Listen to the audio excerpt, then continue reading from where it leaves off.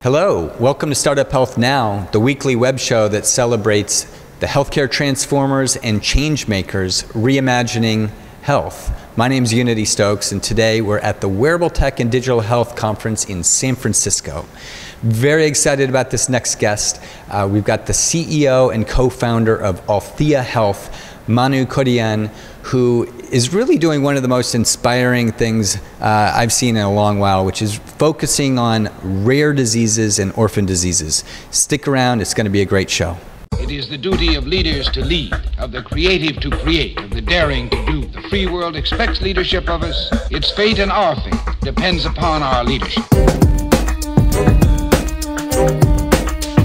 We are industrious, inventive, restless, with the fires that burn within us.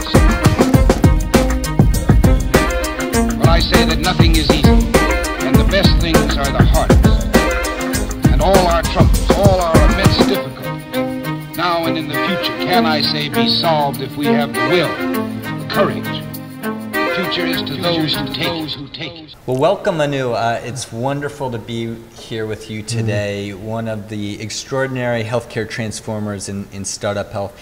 I thought we would start by learning about you. Okay. Learning about your background. How did you become an entrepreneur? What's your backstory? Well, Dino, I grew up in India, unfortunately in the time when entrepreneurship was not very popular. Now it's changing. I came to the US, I started working here, and I saw entrepreneurship all around in Silicon Valley, and I just felt like I could do it too. And so I wanted to jump in, and along the way I had some health problems, and unfortunately for me it's undiagnosed, and I struggled a lot with different healthcare providers to figure it out. That got me really interested in healthcare, and being in technology I felt like we could do something different to help people like me. That's where it started. But then along the way my niece got diagnosed with cystic fibrosis, so I really started concentrating and looking at rare diseases, and I felt, for me it was a lifestyle issue and a frustration, but with rare diseases it's a life and death struggle. So let's step back just for a minute and learn about your company. I think it's extraordinary what you're doing. Can you give an overview of what Althea Health does, what your mission is, and a background on that? Okay, I don't know if you've seen this movie called Extraordinary Measures. It's about this guy, John Crowley, who has two kids who have a rare disease, and the doctors say they're going to die. There's not much you can do, just spend quality time with them when they're alive.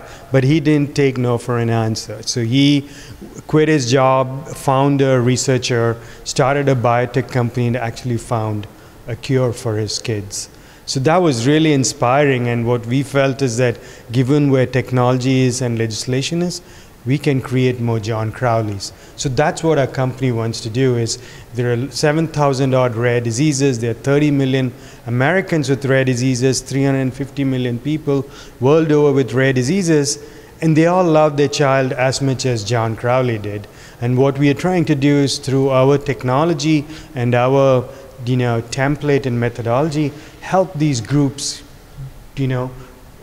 take those steps needed to find cures. So 350 million people with rare diseases around the world. No one's really focusing on building a platform the same way you are. How did the idea start? You mentioned you had a personal health experience. Is that really what led you to really launching this concept? That's when I started looking at it. I just felt very frustrated. I said, there must be, among the billions of people in the world, there must be other people who've gone through my journey, and I could learn from them. How do I locate them? So that's when I really started looking at how can we do something on the web using information technology to get there. But for me, that is the kind of the pie in the sky goal. I just felt there was more immediate requirement and more concrete ways in which you can help, and that will be a stepping stone to where I want to get to.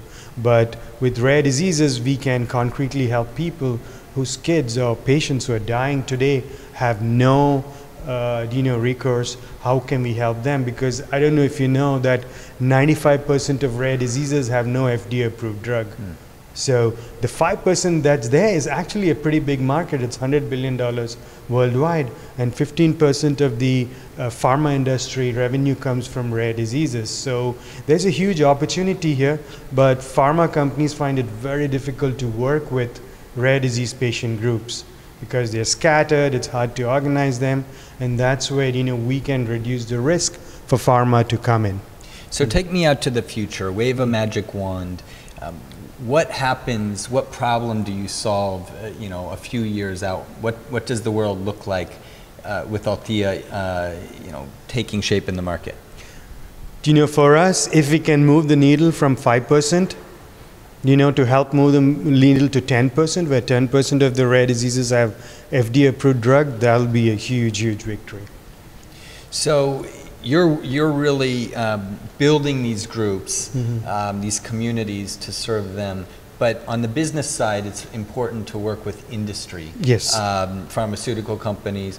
One thing that I think is interesting, we haven't talked about yet about your background, is you actually came out of academia. You were a CIO, I believe, at a university. What has that transition been like, going from working within a large institution, working at, from the perspective of technology, to then becoming an entrepreneur and really building this type of startup in healthcare? Actually, that journey was kind of interesting because I was in startups before, and I was working really hard, pulling in 10, 14-hour days, and never got enough time to look after my health. And the way I landed in academia was that the last startup I worked with was a company called Cake Financial, and when that started winding down, I looked for a job which would be less stressful. And Golden Gate University was about a couple of blocks away from where I was working, and I was wandering down out there one day, and I saw a job posting for a consultant. So I said, why not? Maybe this will give me time to just concentrate on my health, do a low pressure job. And a couple of months after I got in there, a few months after that, the CIO got fired. And that's how I ended up. So you were promoted. Yeah. So that's how, I became the acting CIO and stuff like that for some time. But it gave me the time to actually concentrate on my health. And I actually made some breakthroughs working with some integrative medical practices in the city. And once I felt better, had some control, that's when I said, I need to do something more about this. And like I said, my niece had cystic fibrosis, so that was like a big impetus to say, I can help people and I can help myself. It'd be much more worthwhile. One of the themes we talk about a lot in Startup Health is passion. And really the mission that an entrepreneur is focused on. And one of the things we're most excited about, really inspired by, are the backstories of the entrepreneurs. It seems like the best companies are really created by founders who either have a personal experience or they're driven by some motivation, and it seems like that's the story here. What advice would you share, what lessons learned would you share with other entrepreneurs, other technologists, other innovators who are thinking of coming over to digital health and working in the sector, or maybe building their first company? The only advice I would give for people who are outside healthcare, and my background is more data and social networking, I'd say you should jump in, because nobody knows the answers. Like what we are doing, nobody else is trying to do. The kind of data we are pulling together, pharma has never had its hand on before, right? So I would say outsider's perspective really helps, because before we jumped in and started doing exactly what we're doing, we did a survey the entire health industry to see where we can be most effective. We talked to insurance companies, providers, hospitals, and what we came away with, and even pharma, we came away with was that people who are in the industry are so focused on how things are done. And how they have been done for the last many decades. And they maybe are, playing at the edges, but you go in as an outsider and you say, why? Like I'll tell you, the project we're doing with one of our customers is a cystic fibrosis group called Cystic Life. I have no healthcare background, but I'm on the committee that's designing a study for them, and Mayo Clinic is doing it, and we have all these big doctors, from UCSF, John Hopkins, Stanford, and when we are talking about it, they just wanted to do the study in a conventional way where they would have these 5 or 6 academic centers, IRBs in each, and they would then have some patients in the cystic fibrosis patients coming in. But if you look at this organization, there are 9,000 members and the people are scattered over. So I asked them, why do you want to do that? Why don't you have, instead of these 50 odd people, 500 people? And they said it's not physically possible. And I said, why can't you have these patients taking part in the study from home? Because you're going to use these devices to measure everything. And they said, we can't trust patients can do the measurements. I said, when they come to your hospitals, how do you ensure that? They said, oh, we have a nurse practitioner or somebody working with them to make sure they're doing the right thing. I said, why can't you do the same thing on Skype? So now it's going to be, in-home study. And that kind of questioning only comes when you're a total outsider and you're like, why are you doing it this way? The most important question is why. Exactly. And entrepreneurs shouldn't be scared to get into healthcare, even if they've never been involved in the industry. Yes. What have the biggest challenges been for you? You're focused on an area that's, I would say, niche, but that's probably not even true, considering there's hundreds of millions of people that are basically being underserved right now, but you're doing something that no one else is really doing. Right. What challenges have you come across as a result of that? So one thing I'd like to say, it's a niche, but it's a stepping stone into this massive healthcare industry. What we do for rare diseases can disrupt a lot of stuff in pharma. So our very conservative estimate is we are getting into a $4 billion TAM, but over the years we can expand into a $28 billion TAM, because when what we do becomes applicable to the more general pharma outside of rare diseases, it becomes really huge. In terms of so you're really even rethinking the opportunity, yes, and not being constrained by how people have thought about the opportunity in the past. No, we are looking at changes coming in technology, changes in legislation, and there's a legislation. In Washington, it's hard to be bipartisan, but there's a bipartisan push to allow FDA to start looking at patient data, outside of the typical, double-blind studies and the what FDA can do, the clinical trials.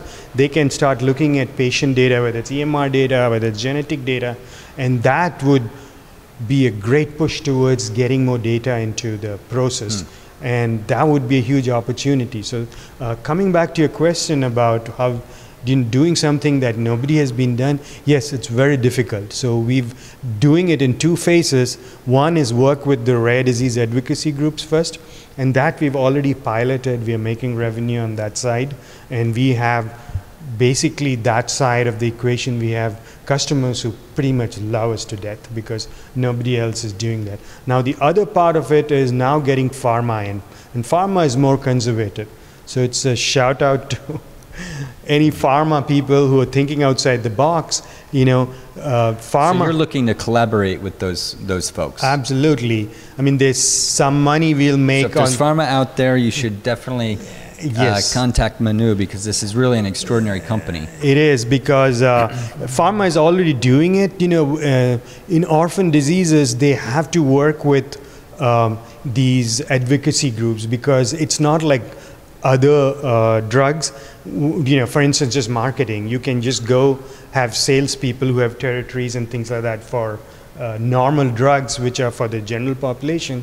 But with these populations, which are very small and scattered, you have to work virtual marketing through these advocacy groups. And what we do is we make these advocacy groups much more technically savvy with our backbone. So we're in the background, but we basically make these groups ready for pharma. So take us to the future. Dream out a little. What does the future look like? What are your predictions for how things evolve in terms of impacting people's health with rare diseases as a result of platforms like yours? So there are two things, and what people need to know is that pharma, when they engage with rare disease group, is very focused on the molecule they have that they need to get through FDA or they need to market. And the needs of these groups are much wider, right? It's not just the cures, it's about living with this disease. Sometimes it's everything around it. Everything around it. The whole lifestyle. Yeah, if you hear some of these stories, it's so poignant, and they need a lot of support. So what we do is that we help these groups no matter what. Some of the research they need to do is around standards of care, where there's nobody's going to make money, but it's very important for these groups. So what we do is we create this long-term trusting relationship that pharma can leverage. In